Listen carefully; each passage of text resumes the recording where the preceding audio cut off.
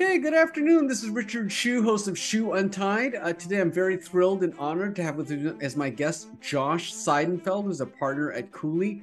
Josh, welcome to the program. Thanks for having me. Excited to be here.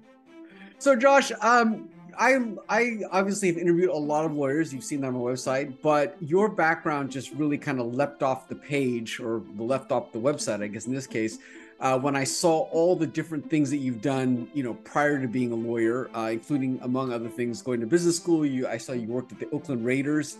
So tell me, just tell me a little bit about, kind of your background and how you ended up, going through some of these things and, ended up, being a lawyer. Sure. So appreciate the question. It was a bit of a windy road for me at the end of the day, but a lot of fun to kind of take the journey. So I was actually an athlete a long time ago, although you wouldn't necessarily know that from current physique. So once upon a time, I was a big basketball player, and so ultimately went to college at UC Riverside when they just moved to D1 to play basketball. Ended up hurting my back, and so stopped playing during my freshman year, and then took a real hard look. Okay, what I was going to do with my life now that the dreams of being an athlete were over at that point. And so I did a couple different things, kind of looked at general corporate career ladders, never had the idea of being a lawyer at the time.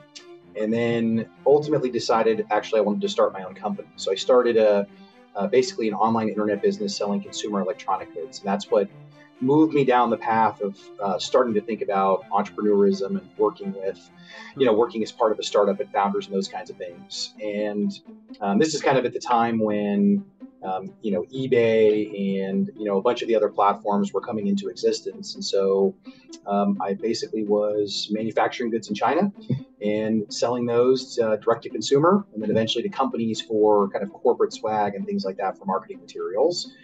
And did that for about 3 years and realized, is this something I want to do with my career? Do I want to, really grow, maybe open up a brick and mortar? And ultimately decided I didn't want to do that for my whole career. And so figured I'd go to grad school and kind of continue education at that point. And so that's what led me down the path of essentially doing a dual degree. So did a JD MBA back here in the Bay Area at Santa Clara University. And when I was there, the number of opportunities that came available to me were quite interesting. So I took advantage of that. So instead of just kind of sticking with with academia, during that process, I went and took on a number of different career opportunities. So worked at the legal department with the Lawrence Livermore Laboratory. So a lot of that was essentially JVs and collaborations, and so it was all initially government technology that they decommissioned and wanted to partner in the private sector. And so did a little bit of that, and a little too slow of a pace for me in that type of kind of pseudo government entity. And then had the opportunity to go work back in sports with the Oakland Raiders, to your point. And so I did a season with the Raiders, and that was interesting for me. I'm a diehard 49er fan, so that was a little bit of an internal conflict. But it was actually a lot of fun to be part of a football team. So when the team won, Mondays in the office were like completely energetic, and if the team lost, people's heads were down essentially as they came into work that week. And so you could really feel the effect of being part of an athletic team. But a lot of the work that I was doing as a lawyer as part of a football team was more around kind of employment law and essentially grievances with players if someone was overweight and they were going to be docked under their contract. And then some aspects of generating revenue under the CBA for the team at the time. And that wasn't necessarily something I wanted to do kind of long term. And so turned back to my entrepreneurial roots and decided, okay, if I could find a place that I could work with founders and really help people grow a business, but not necessarily do so myself, and so get the benefit of a portfolio model. That's then what led me down the path I've been thinking about, eventually kind of joining Big Law, but not before I did one more stint at a startup company, kind of when I finished school. So I worked at a health IT company in San Francisco called Practice Fusion, which was a in-house counsel role. So out of law school, I did that job there and helped them with kind of legal and business development before joining Cooley, which is where I've been since. Well, there's a lot to unpack there, but let me just ask you now, your practice at Cooley, what is your practice now? Mainly working with startups or companies, stages of all different sizes? What does your current practice look like? I'm a very, I would say, traditional old school Cooley lawyer that way, where I am a life cycle lawyer. So I work with some folks that are literally two people in a garage or still at university and developing technology, and kind of getting a license and then going out and building a business, through working with public companies, helping them with their 34 Act reporting and transaction work. And a lot of the clients I work with literally, I could point to some that I've formed and then I've gone to the other end and taken them public, a handful of years later.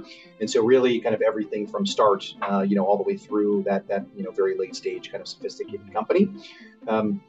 Most of the companies I work with are in the sciences with a focus in digital health. So I chair Cooley's digital health group.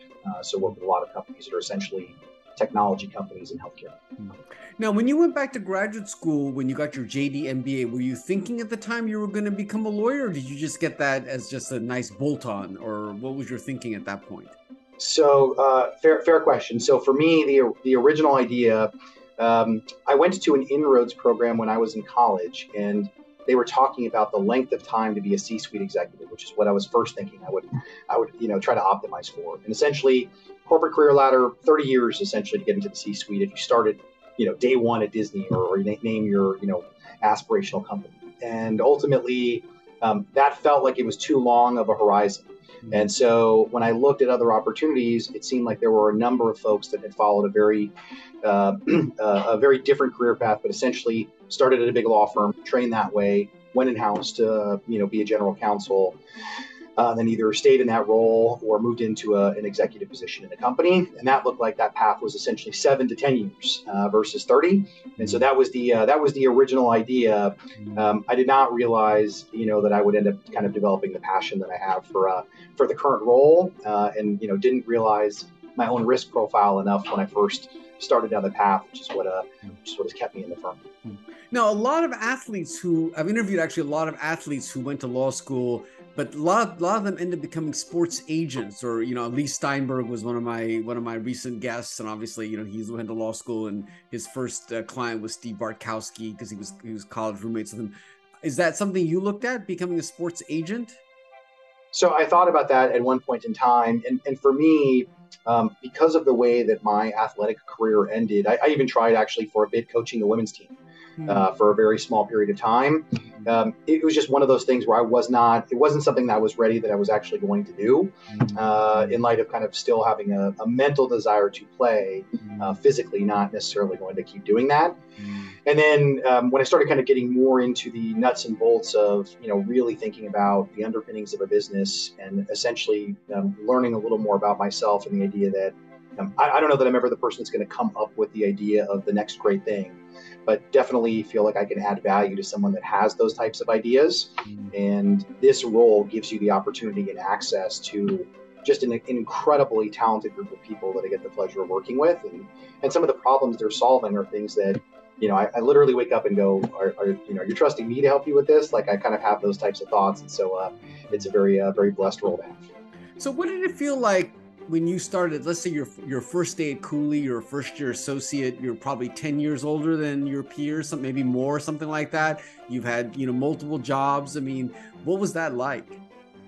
It was a major reset. I guess I'll put it that way. So I went from being in the situation where I was on the executive team, of a company that I was working at. So every major strategic decision that's being made, preparing for the board meetings, are all things I was in the middle of doing, for the companies I was working for. And all of a sudden you are the low person on the totem pole. And at the end of the day, I remember going through the process of like updating D&O questionnaires for formatting issues and really thinking about, okay, this to me feels like I am being housebroken to a certain extent. But once you realize essentially kind of you're in the mode where you are learning skills that are very much transferable and necessary as you continue to progress in your career, and you have a little bit of patience, then the model makes a lot of sense. But it did take me a bit to acclimate. So it's a fair insight. I'm going to guess that when you started, you might have been the same age as some of the younger partners, no? That's right. So definitely a little bit of an age gap that way. But it was actually nice because it let me kind of relate to a lot of people that I now consider very close friends and mentors at the time, and so let me develop a really close relationship with people that I've trained. So now, when you look at your current practice, and you think about the experiences, how do you think that helps you, and or what experiences that you had outside of law really help you think, become a better lawyer for your clients? Would you say? So for me, a lot of it is the practicality and what most of my clients are looking for, which is really candid, actionable advice. They don't necessarily. No one is looking to go, you know, 10 miles deep to understand every possible permutation, and no one wants to necessarily kind of have that cost structure when you're growing a company. They want to know what's the right decision to make in this fact pattern and how is that going to affect me next. And so I have a partner that can help me see around the corner essentially.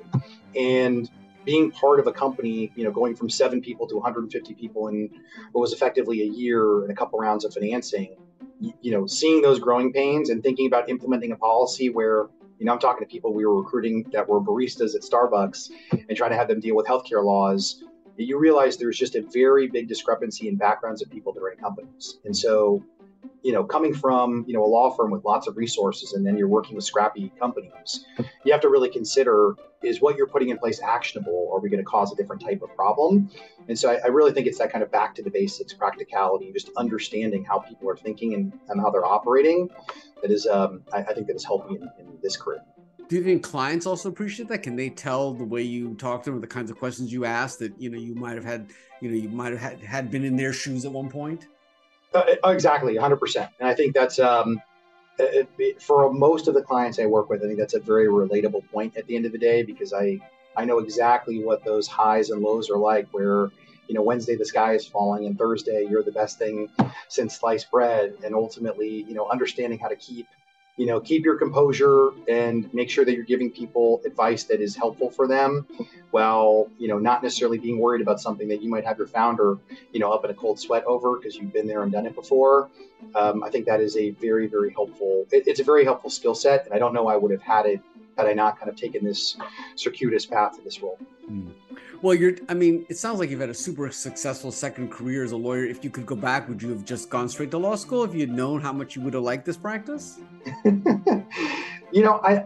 think at the end of the day, it's always about the journey as well. And so I don't know that I would have had the same perspective that I have, and I don't know that I have the same appreciation that I do had I not been in so many other roles. And so the example, is, for me in particular, is in a firm like Cooley, the number of people that I work with that are, collegial, type A, and ultimately really want to get the right thing done and get the best result possible, regardless of the effort you have to put in.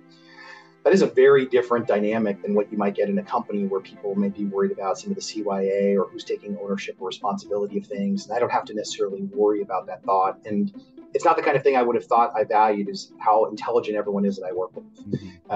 But being in other environments and seeing what those are like, and then being in a law firm, you start to realize things that you value that you would have never thought about valuing at all.